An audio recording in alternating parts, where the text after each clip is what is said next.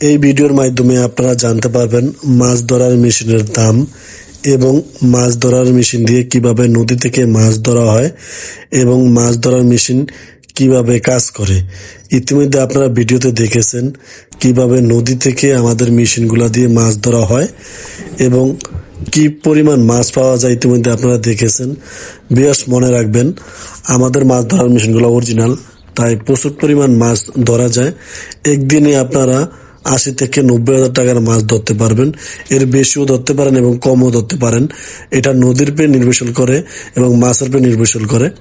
এখানে দেখতেছেন আপনারা আমরা কি পরিমাণ মাছ পেয়েছি, এই যে দেখতেছেন ভিডিওর মাধ্যমে।